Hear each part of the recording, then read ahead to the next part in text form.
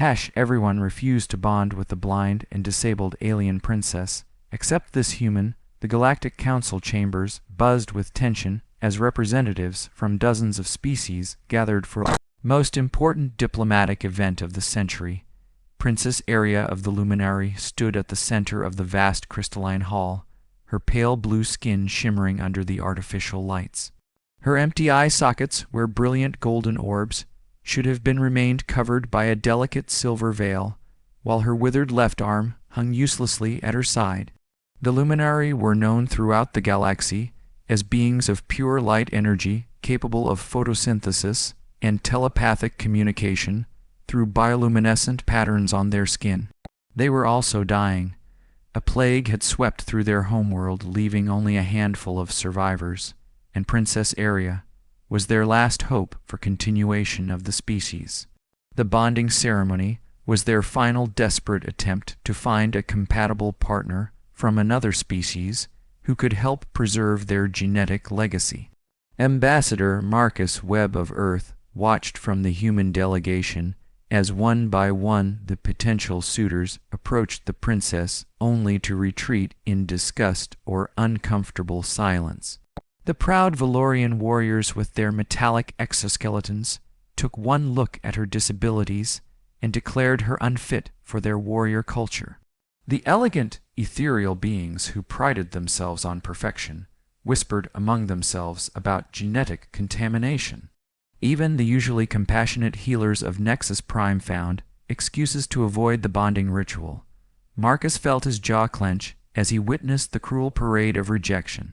The princess maintained her composure with regal dignity, but he could see the slight tremor in her good hand, and the way her bioluminescent patches dimmed with each refusal. Her attendant, an elderly luminary named Keeper Vex, stood beside her, projecting waves of protective energy that created a faint aurora around them both. The bonding process itself was complex, requiring not just physical compatibility, but emotional and spiritual harmony between partners. The Luminary believed that their light essence could merge with another being's life force, creating a new hybrid offspring that would carry both species forward. However, the process required complete trust and acceptance, something that seemed impossible to find in this gathering of prejudiced dignitaries. As the last of the major species, representatives declined to participate. Marcus found himself rising from his seat. The human delegation looked at him in surprise, as he had not been selected as their primary candidate for the ceremony. Ambassador Elena Rodriguez grabbed his arm and whispered urgently about the political implications of an unauthorized bonding attempt. Marcus gently freed himself and walked toward the princess, his footsteps echoing in the suddenly silent chamber. Princess Aria turned toward the sound of his approach, her head tilting slightly as if listening to something only she could hear. Her remaining senses had become incredibly acute since losing her sight, and she could detect the steady rhythm of his heartbeat and the unique electromagnetic signature that all humans carried. Unlike the others who approached with hesitation or disgust, she sensed something different in this being, something warm and genuine. Keeper Vex stepped forward to intercept Marcus, but the princess raised her good hand to stop him. She spoke in the musical tones of her people, her voice carrying harmonics that made the air itself seem to shimmer with melody. The universal translators struggled to convey the full meaning of her words, but Marcus understood that she was asking him to come closer. The other delegates watched in fascination and horror as Marcus knelt before the princess, bringing himself to her eye level. He had studied the Luminary extensively during his years as a xenobiologist before joining the diplomatic corps, and knew that their culture valued equality above all else. By lowering himself, he was showing respect, not just for her royal status, but for her as an individual. When Marcus spoke, his voice was gentle but clear enough for all to hear. He told her that he saw not her disabilities, but her strength, not her limitations, but her potential. He spoke of humanity's own struggles with prejudice, and how they had learned that true worth came from within, not from outward appearance or physical capability.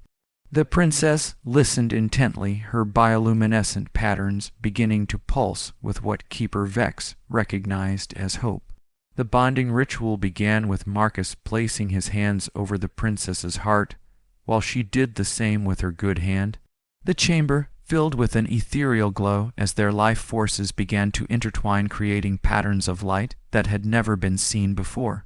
The luminary energy merged with human neural activity, producing a cascade of colors that painted the walls and ceiling in ever-changing hues. Other delegates backed away in fear or amazement as the bonding intensified. The princess's withered arm began to glow with renewed energy, while Marcus felt his consciousness expand beyond anything he had ever experienced. He could see through her memories to the beauty of the luminary homeworld before the plague, and feel the weight of responsibility she carried as the last of her royal line. Through their connection, Marcus learned that the princess had not been born disabled, but had sacrificed her sight and mobility to save her people from the plague. She had absorbed the worst of the disease into herself, allowing others to escape, while knowing it would cost her dearly. Her courage and selflessness had made her a legend among her people, but also made her feel isolated and alone. The bonding process revealed something unprecedented to the watching scientists and diplomats. The human and luminary essences were not just compatible, but complementary in ways that defied conventional understanding. Marcus's analytical mind merged with Aria's intuitive wisdom, while her light-based abilities enhanced his pattern recognition and problem-solving skills. Together, they formed something greater than either could achieve alone.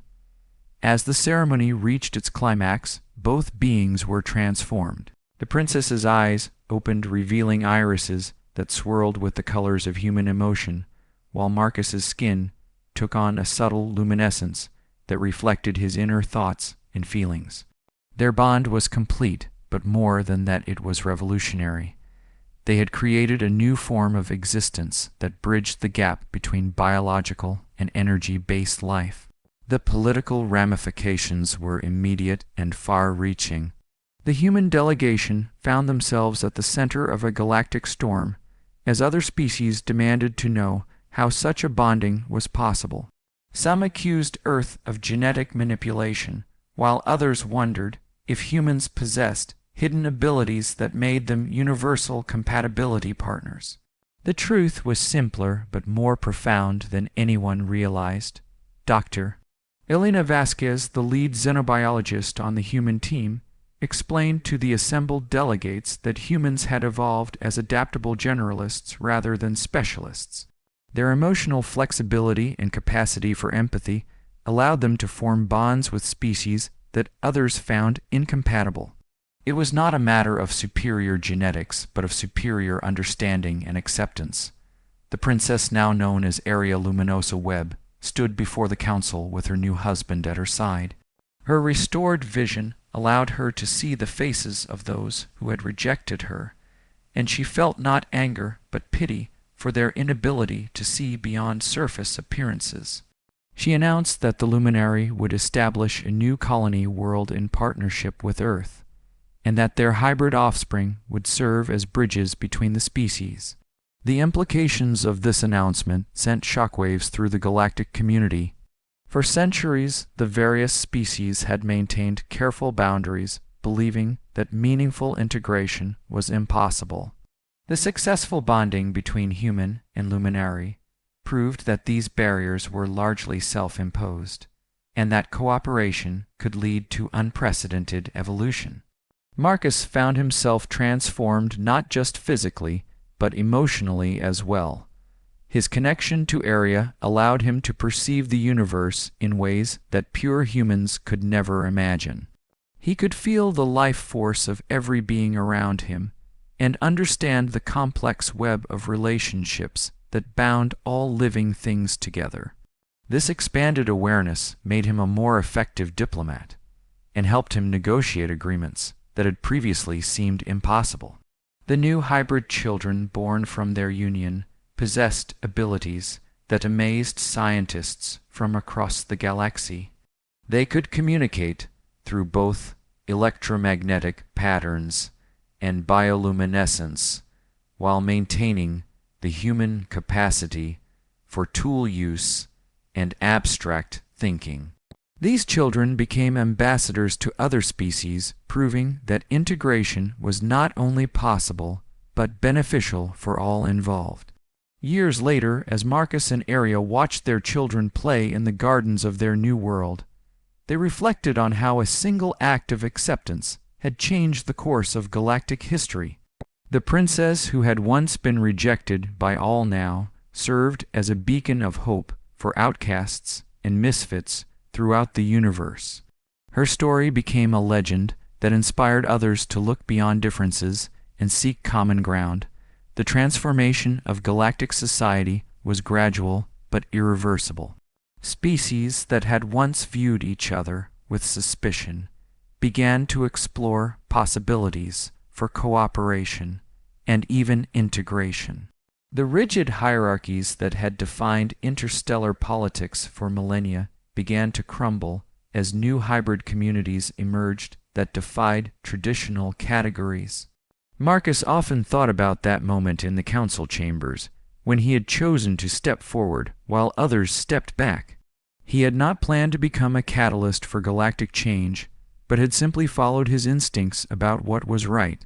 The princess had needed someone to see her worth, and he had been willing to look beyond the surface to find the treasure within. The story of Princess Aria and her human bond became required reading in diplomatic academies throughout the galaxy. It served as a reminder that true strength came not from perfection, but from the courage to embrace imperfection and find beauty in unexpected places.